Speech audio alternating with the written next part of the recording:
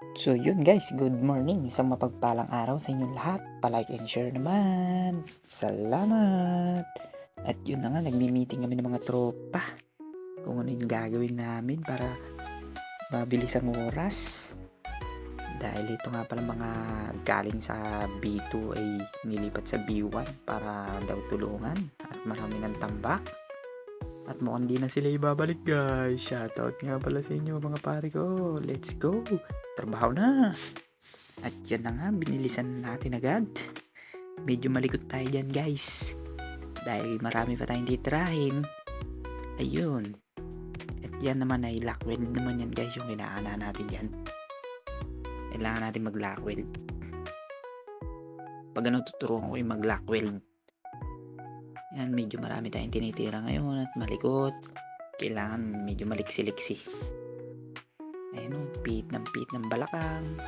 Kaya sa pagiging welder, ay mahirap maging welder ha.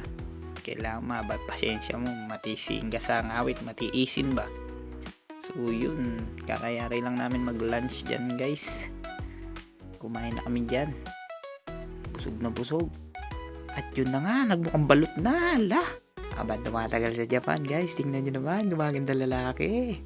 Yung pare kong PJ dyan, hindi na makapag-tea siya. Nagpipigil lang ng tawa yan. Pero tingnan mo.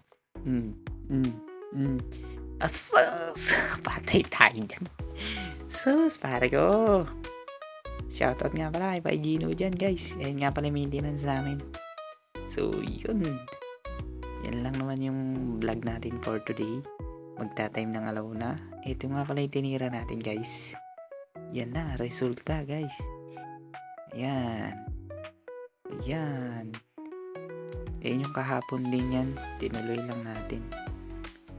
Yan, mainit yan guys. Kahit winter na rito, mainit. So yun. Shoutout nga pala sa lahat ng followers ko dyan guys. Lagi kayong mag-ingat. Thank you for watching. Bye bye.